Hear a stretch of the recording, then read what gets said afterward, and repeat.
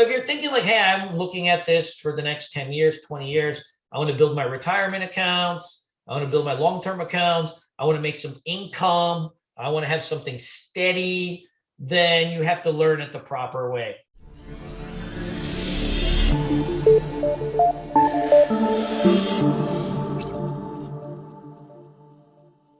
So let's talk a little bit about some risk management tips. And before that, one thing that I've been noticing, so like, if you're looking, there's no swing trading in this market, for example. There's no swing trading in this market. It hasn't worked. It shouldn't work. Like it's a garbaggio. Like you just don't want to really do it. This is a day trading market only, but a couple setups. I'll tell you a setup that's been just working like a charm for me all year has been, we call this a 20 EMA short. So I use 5-minute charts on my intraday charts.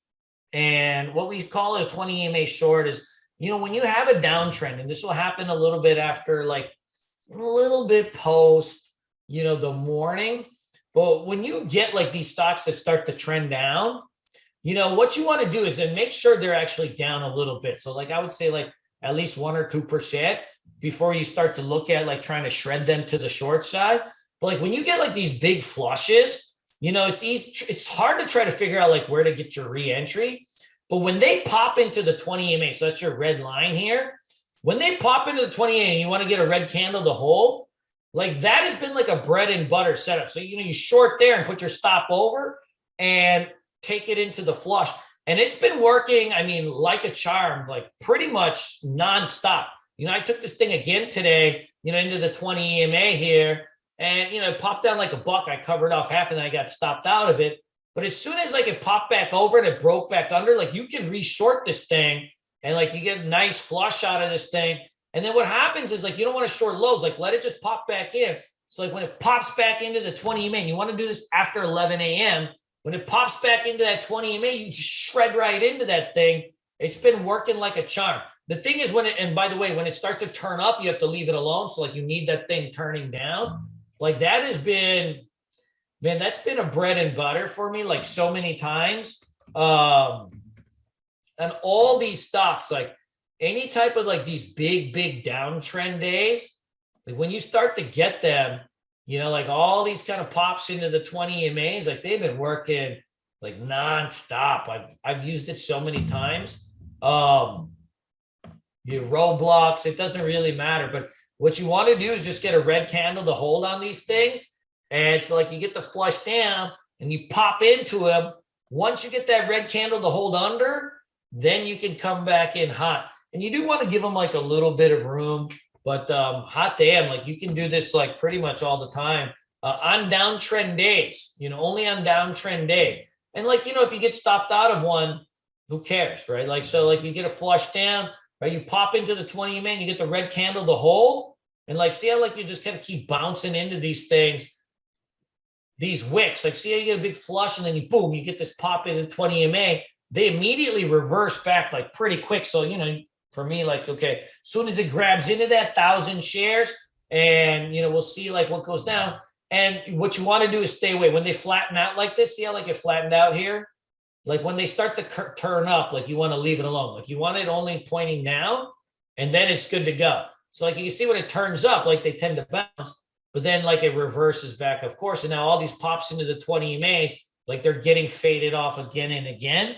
I have been using like this damn setup like nonstop on, any kind of stock you can think of.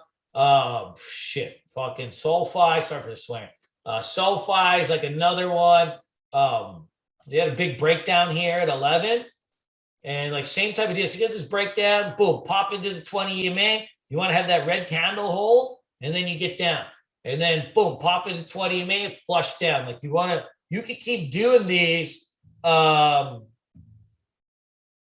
Man, you can keep doing these quite a bit. Like I've taken like snapshots of like some of my trades and I've seen it.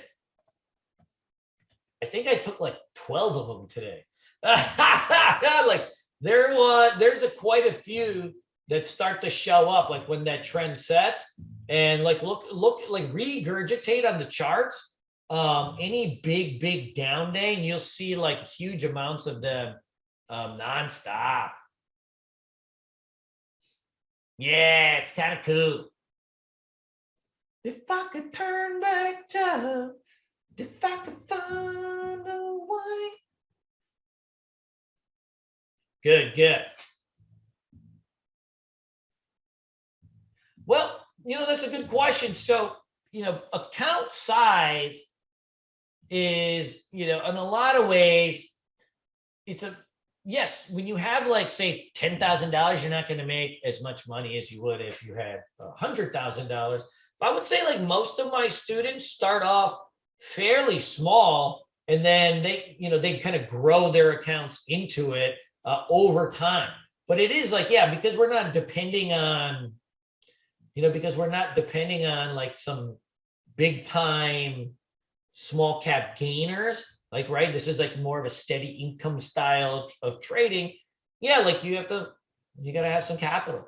But I would say, yeah, we teach swing trading and day trading in ours, and the strategies I use, like you can also use it for cryptocurrency. Like I'm day trading short and long cryptocurrency right now in our cryptocurrency chat room using these same strategies.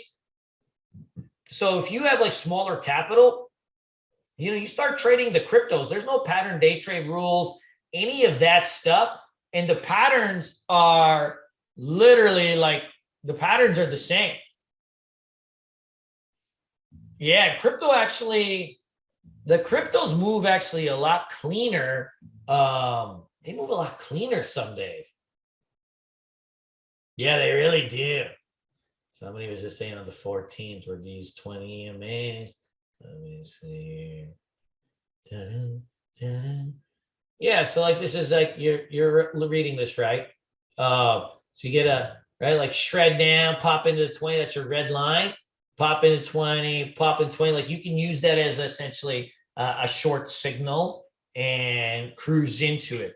If you have a smaller account, I would go in and just trade cryptocurrency most likely. Yeah, and I would stay away from options, penny stocks, any of that kind of doohickeys. I think, is that the proper term? Doohickeys? I don't know. I would stay away from all that stuff. Like you want to be into things that like actually are scalable, that can give you a chance to make money. They give you a chance for long-term survival, unless you are in it. Like, look, if you are in it for a get rich quick with no skills and no work scheme, then yeah, I would roll with the pennies and do all that stuff. Because, there's a time and place for that too. Shit, why not? There's a time and place for that, but the percentage of likeliness is very small. But if you're thinking like, hey, I'm looking at this for the next 10 years, 20 years, I want to build my retirement accounts, I want to build my long-term accounts, I want to make some income, I want to have something steady, then you have to learn it the proper way.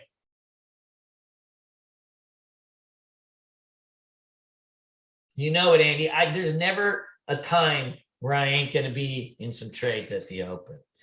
So now let's talk about staying on top of your risk management rules when you start to transition. You don't have to trade everything and anything all the time. There are times where you can just sit around and wait for really, really good entries while timing the market. So meaning like if you don't have a good read on the market, you can just sit there for a second because a read will come. When you think about like trends and what enables trends, it's really just a matter of higher highs, higher lows, and then your moving average is curling up. And when they're flatlined, right, you're in a trendless day or trendless market. But like we always want to be trading, so oftentimes that's when we start hitting things. But like you don't have to. You can wait for the trend to set. One of the things I'm really good at is like even just scalping back and forth for like 50 cents here, back and forth inside ranges. And I can do that like all day, but like that requires like a very, very right specific type of mindset to do things. That type of thing is not for everybody. Some people need to see very, very clean entries and trends. And if you just wait it out, look for your 9 EMA, look for crossovers, and then look for the speed up, then you're going to have much better entries. Oftentimes your hold times are going to be shorter. One thing to be mindful of is you got to be a little bit patient at the open. There's been a lot of dipsy-doos at the open. Dipsy-doos is like, you think the market's going one way and it goes back the other way. And then, of course, hard stops on everything. Sell portions into the first spike and then trail the rest over your moving averages.